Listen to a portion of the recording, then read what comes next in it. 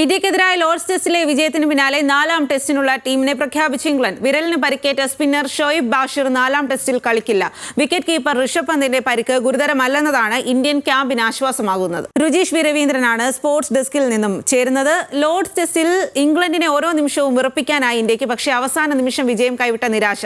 മാഞ്ചസ്റ്ററിൽ ടീമിനൊരു തിരിച്ചുവരവ് സാധ്യമാണോ രുചീഷ്?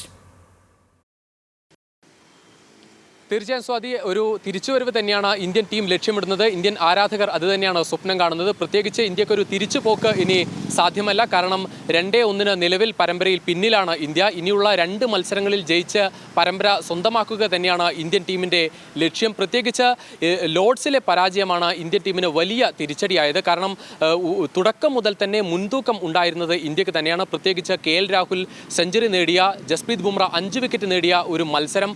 ആ മത്സരത്തിൽ അവസാന ഇന്നിങ്സിലേക്ക് ഇന്ത്യ പോകുമ്പോൾ, 4ാം ഇന്നിങ്സിലേക്ക് ഇന്ത്യ പോകുമ്പോൾ 193 റൺസിൻ്റെ വിജയലക്ഷ്യം മാത്രമാണ് ഇന്ത്യക്ക് മുന്നിൽ ഉണ്ടായിരുന്നത്. എന്തായാലും മുൻനിര അപ്പാടെ തകരുന്നതാണ് തുടക്കം മുതൽ കണ്ടത്. അതുതന്നെയാണ് ഇന്ത്യക്ക് തിരിച്ചടിയായത്. രവീന്ദ്ര ജഡേജയുടെ ഒരു ഒറ്റയാൾ പോരാട്ടം ഉണ്ടായിരുന്നു. 181 പന്തുകൾ നേരിട്ട് വാലറ്റത്തെ പോലും കൂട്ടുപിടിച്ച് രവീന്ദ്ര ജഡേജ വിജയത്തിലെത്തിക്കും എന്ന് കരുതിയെങ്കിലും 22 റൺസിൻ്റെ ഒരു തോൽവി ഇന്ത്യക്കുണ്ടായി. വലിയ തിരിച്ചടി തന്നെയാണ്. പക്ഷേ ആ പോരാട്ട വീര്യം തന്നെയാണ് അടുത്ത മത്സരത്തിലേക്ക്, മാഞ്ചസ്റ്ററിലേക്ക് പോകുമ്പോൾ ഇന്ത്യക്കുള്ള ഊർജ്ജം. കാരണം ഈ 3 മത്സരത്തിലും 2 മത്സരത്തിൽ തോൽവിയും 1 മത്സരത്തിൽ എഡ്ജ്ബാസ്റ്റനിൽ ജയവും ഉണ്ടായി എങ്കിൽ കൂടി എല്ലാ മത്സരത്തിലും ഇന്ത്യ ഒരു മുൻതൂക്കം തുടക്കം മുതൽ കാണിക്കുന്നത് കാണാമായിരുന്നു. മത്സരം പരാജയപ്പെടുമ്പോൾ പോലും ഇന്ത്യൻ ടീം നൽകുന്ന ഒരു ആത്മവിശ്വാസം, ഇന്ത്യൻ ടീമിന് നൽകുന്ന ആത്മവിശ്വാസം ഒരിക്കലും വിട്ടുകൊടുത്തുകൊണ്ടല്ല. അവസാന നിമിഷം വരെ ഒരു പോരാടാനുള്ള ഒരു ശേഷി ഇന്ത്യൻ ടീം കാണിച്ചിരുന്നു. പക്ഷേ ചില പിഴവുകൾക്ക് വലിയ വില നൽകേണ്ടി വരുന്നു എന്നതാണ് ഇന്ത്യയുടെ യുവനിര നേരിടുന്നത്. പ്രത്യേകിച്ച് നമുക്കറിയാം, ഈ പരമ്പരയിലേക്ക് പോകുമ്പോൾ ഇന്ത്യക്ക് രോഹിത് ശർമ്മയും വിരാട് കോഹ്ലിയും അശ്വിനും ഒന്നും ഇല്ലാതെ